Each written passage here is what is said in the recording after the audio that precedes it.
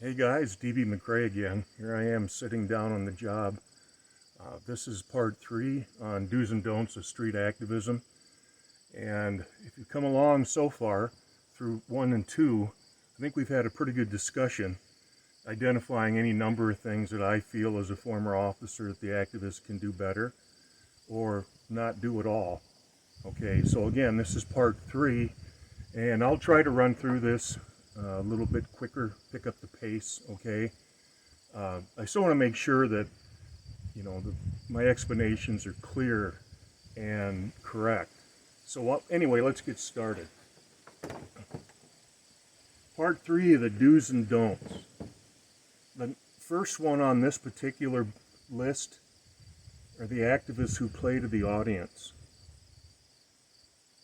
And that's when problems really start. It's like they're mining for problems. So I'm just going to leave it at that. Playing to the audience almost is always a problem, okay? Number 2 on the list is making the mistake of carrying identification. Don't carry ID. You can, however, carry a billfold.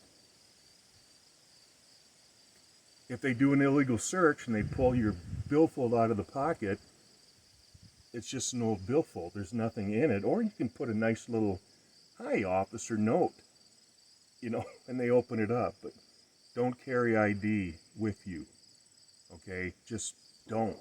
We all know the problems that activists have had with that carrying ID. I just think it's a mistake. Number 3 is we talked about at length in the first video is that whole idea about letting cops flip the script. And, when they ask something like, "Where'd you get your law degree?" That was from yesterday. That's flipping the script. Where'd you get your law degree? It's an insult to start with. And it has nothing to do with why the officer's there. And by saying something so terse to the activist, it's meant to elicit a similar response. That's why you have to be effective at verbal judo. Remember we talked about where'd you get your law degree, and you look at them the same place you got yours. Okay, so flipping the script, that's where the officers go on the offense and they put the activists on the defense. They flip roles or flip the script. So just don't let them do that. I mean, when you know it's being done, you just look at them and say, "Well, nice try, you're flipping the script," and they'll stop. 9 times out of 10 anyway, they'll stop. But you have to recognize what it is specifically when they flip the script. Number 4, conducting the audits alone. I really think that's a mistake. I mean, it's everybody's personal preference. I get that. Subscribers and other viewers get it. But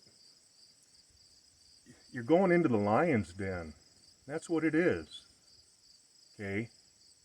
And so I just recommend not going it alone, that's all. Have a backup camera person. Okay, so number 5, I'm not too familiar with this. If you have this number of subscribers, you can go live. And the point being that not going live during an audit, it may not necessarily prevent an unlawful or illegal arrest, but it's still smart to do. Because then it gets captured out there or whatever in server land. And it doesn't matter if they bust the phone or they try to take the SD card out or 100 different things they can do. That particular interaction has been captured and it can't disappear. Number 6, I know they can be expensive. I get that. So can a false arrest and time off from work and whatever fines they might try to impose. And there's a cost or a potential cost to every activist when they do an audit. If they get falsely arrested at some point, they're going to have to deal with that. I would really recommend that you consult with an attorney and have their business card, get their advice before you go out and do your first audit, or if you haven't done it yet and you've kind of slipped by so far. If you haven't, you might have to retain an attorney. I'm saying it's a good idea. Okay, I can tell you as a law enforcement officer, they might huff and puff and, oh, go ahead, I don't care if you got an attorney. Yeah, they care. We all hate defense attorneys until you're retired and everything's reversed now, where I realize that the prosecutors are one of the biggest problems in that whole injustice system. Corrupt prosecutors are horrible human beings, and you're destroying lives when in fact whatever bad actions the officer does, you as the prosecutor have the ability to just cut them off at the knees, but you don't. You acquiesce. Well, I don't want to get these guys mad at me. I have to work with them. That's great.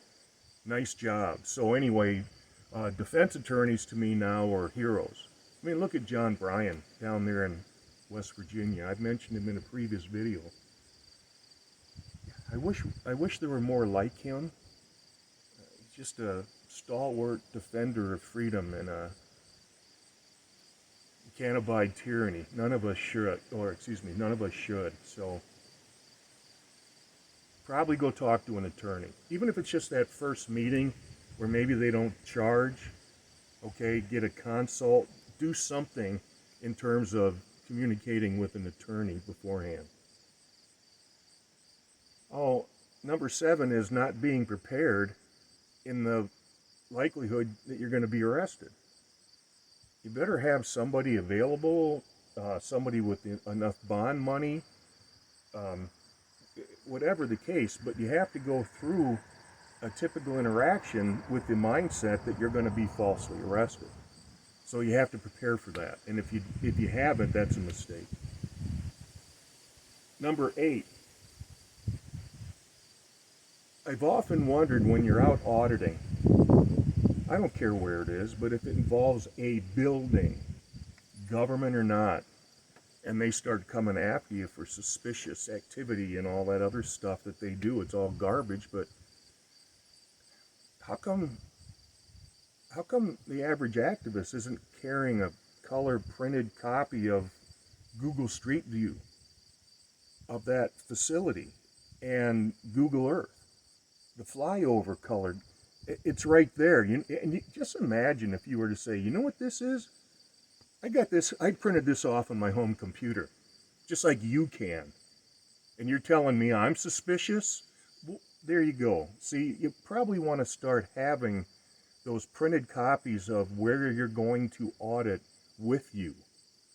And I think that's one of those ideas or suggestions that could prevent a false arrest, okay? Not challenging, where's the victim? Now, when they come up and they're trying to give a Fourth Amendment protection to a building, call them out on that. So you're trying to give a right to privacy to a building, but screw me out of mine. Buildings don't have Fourth Amendment protection. They place more value on bricks than they do on human beings. I write about that in its own chapter, actually, in Rise of the Oathbreakers. I think it's chapter 9. It's only a camera. But who's the victim? Where's the victim? You're telling me a building is a victim? You're trying to make a building a victim only because you work on the other side of those bricks? How dare you?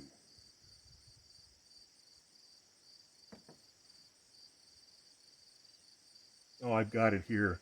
Buildings don't have an expectation of privacy. And this brings me to number 10, the last on the list for today. Not one activist I've watched dozens and dozens of videos, not once has an activist been able to bring forth the proper retort when the officer says, well, this is a secure facility. Guys, there's no such thing as a secure facility. They say that only because they work there. It has nothing to do. The only secure facility that's on site is you. You're a secure facility. When they start that secure facility stuff, that's another one of those things that you have to shut them down now. In fact, I'd even recommend as soon as they start saying it, just call them before they even finish the term. Okay? There's no such thing as a secure facility. Only human beings are secure facilities. Challenge them with that. I haven't seen it done. Not once. And it bothers me when they try to put a building like a building has rights. I mean, it's sick. That's because they're sick, and they always try to give themselves some kind of special or unique perspective, don't they? They get special protection because they're wonderful, special, privileged human beings. Baloney. But don't let them get away with saying, this is a secure facility, and let them do it unchallenged. I mean, that may be one of the worst things that these officers or whomever it is can say. What, I mean, you know, like in Rise of the Oathbreakers, I have a reminder in there in that chapter, It's Only a Camera, that in the former Soviet Union, if you were caught taking pictures of the Kremlin, you got the death sentence. It's the same mindset. The punishment for the time being might be different, but the mindset of building is special. We're going to protect the building. We don't want you photographing a building. It's a government facility. You see what they're doing, and it's just disgusting. The way they do it time after time after time after time. I work here. This is a government facility. Well, so is the White House. And so is Mount Rushmore. Now we're into verbal judo. You see how you can drag those examples and throw it in their face? So let's recap. Part 3, do's and don'ts. Playing to the audience. I've seen, and I'm not even going to give specific examples because it would probably highlight who the activist is, and I don't want to do that.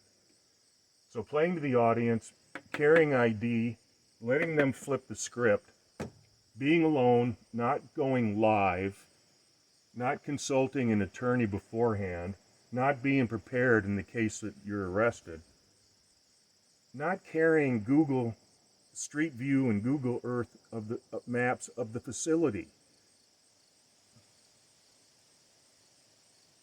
That has to be maybe one of the most effective tools in that auditor toolbox to shut these idiots down. You know, they're going to ruin your life, but Google gets a pass. And of course, you know what you can do with Google. I mean, the Zoom, you know, you can read what's on a person's mind. That's in the book too. So not carrying the Google Maps, the copies, you know, printed. Not challenging who's the victim. Where's the victim? You tell me a building is a victim? A building is a victim of a crime? Only because your imagination. What a bunch of cowards. And buildings don't have rights. And don't let them get away with that. This is a secure facility. Shut them down and shut them up. Okay? So anyway, I did send out an earlier video on, well, I had an idea about a nationwide nationwide kind of film the police day. And you understand what that could do?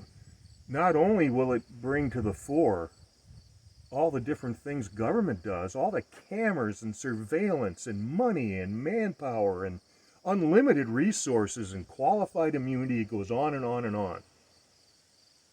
And all we have is our camera to hold them accountable. It's all we have. And that's why activists are heroes. They really are. If they do it correctly, they are. You know, there's a reason in the Fifth Circuit that there's a case called Turner v. Driver. Philip did that. He took one on the chin for that kind of freedom. Thank you for that, Mr. Turner. So let's go out there and be safe. And I hope as we go through this process of identifying some of the do's and don'ts based on my experience as an officer, that we can, I don't know, make things better out there. Oh, I was talking about it's not the Day of Rage, but the film The Police Day, and I was thinking, August 27th, 2022, which would be the 3-year anniversary of the murder by Aurora, Colorado police of Elijah McClain. Oh boy. Only the police can do that to an innocent human being who hasn't committed a crime, and it only took one Darren to call. Nobody else who saw him called, but one Darren did, and he's dead. I'm going to say it again. Screw you, Chief Wilson. And I know this happened when your predecessor had the watch, okay? Screw you, Wilson. Screw your agency. Screw your officers. You guys are disgusting. You murdered an innocent young black man. Just killed him. Don't tell me that, well, it was someone else. No, they put everything in motion. They violently assaulted him, including threatening to sick a dog on him. That's right straight out of slavery. Such a sickness in law enforcement. You wonder why I put 2 years into writing Rise of the Oathbreakers? I want to talk about feeling betrayed and wondering, what is this? I worked with good officers, not all of them, but most of them. And I mean professional and sharp, and they didn't go out like these cops do now. And I'm going to say this up front too. I wonder how much of it is because they're military or former military, especially those who have seen combat. And you see the tattoos all over their arms. Those all have meaning, whether they're just peeking out from under a sleeve or that strange script that's on their inner forearm. It all has meaning. And I don't know if it's a case of they took so much crap in the discipline, whatever, in the military, and now they're the boss, they're in control. Well, they don't get to take out all their anger on us. And if somebody out there is going, oh, you're besmirching the military, yeah, you're darn right I am. Look at the way they react on some of these activists. The United States military, the most fearsome military on the planet, $700 billion a year budget. We're paying through the nose. And some citizen with a camera shows up. I mean, the military has nuclear weapons. Come on, you cowards. I'm going to call every one of you out. You're cowards. You're acting preemptively. So here's this mighty U.S. military, and one man or one woman can shut it all down because they've got a camera. How disgusting is that? So, yeah, let's just be honest about things, okay? So, Rise of the Oathbreakers, that was spawned from disbelief and shock, which then turned into just anger, and at times it was rage. I couldn't believe what I was seeing and hearing. And I'm yelling at the TV, first of all, it's like, you can't do that. And then it was like, why are you treating people that way? Without any concern. Just routine. That's why we all have to, kind of pick up the mantle and get involved in this. We all have to do something. We all have a role.